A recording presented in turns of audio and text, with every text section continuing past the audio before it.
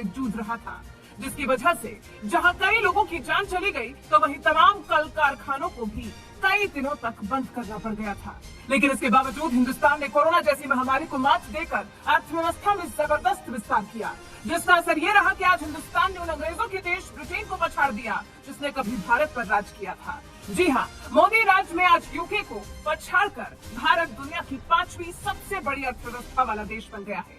और हिंदुस्तान की इस ऐतिहासिक उपलब्धि पर देश के उद्योगपति आनंद महिंद्रा तो इस कदर गदगद नजर आए कि उन्होंने लगे हाथ मोदी विरोधियों को भी करारा जवाब दे दिया।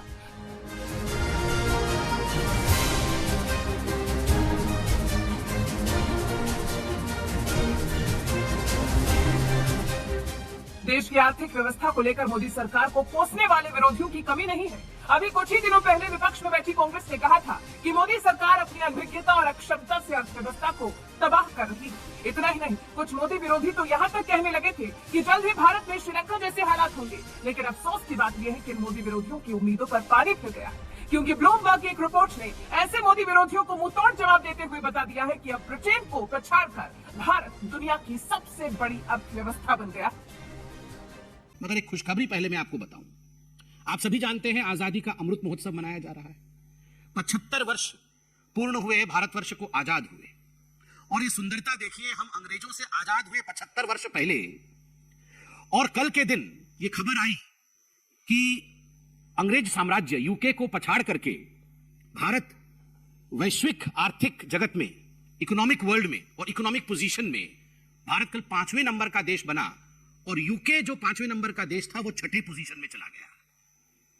UK has become the 6th biggest economic power, and India has taken over UK to become the 5th largest economic power of the world. और वह भी जब 75 वर्ष पूर्ण हो रहे हैं हमारी स्वतंत्रता के। This is something like a poetic justice. हम जिनके अंतर्गत थे आज हम उनसे बड़े हो गए।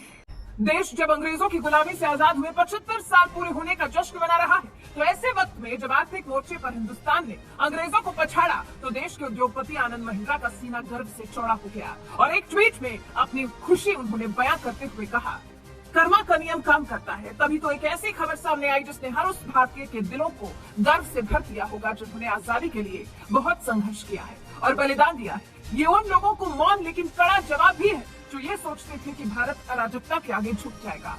ये मौन चिंतन और कृतज्ञता का समय है। आनंद महिंद्रा के अलावा दिल्ली के बीजेपी सांसद प्रवेश वर्मा ने भी लिखा, अगर आपका लक्ष्य बड़ा है तो संकल्प भी मजबूत और दृढ़ होना चाहिए। प्रधानमंत्री नरेंद्र मोदी के नेतृत्व में भारत दुनिया की 5वीं सबसे बड़ी अर्थव्यवस्था बन चुका है। ये प्रधानमंत्री जी की दूरदर्शिता और कुशल आर्थिक नीतियों का ही परिणाम है। मोदी है तो मुमकिन है।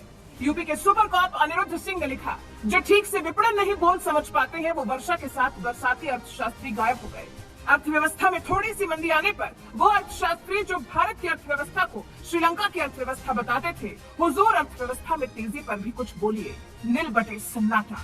एनडीटीवी के पत्रकार अखिलेश शर्मा ने लिखा, ब्रिटेन को पीछे छोड़ भारत दुनिया की 5वीं सबसे बड़ी अर्थव्यवस्था बना। अमेरिका, चीन, जापान और जर्मनी के बाद भारत 5वें स्थान पर। एक दशक पहले भारत 11वें स्थान पर था।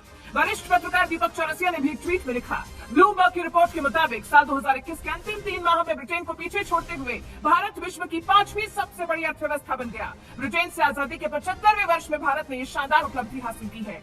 एक दशक पहले भारत 11वें स्थान पर था।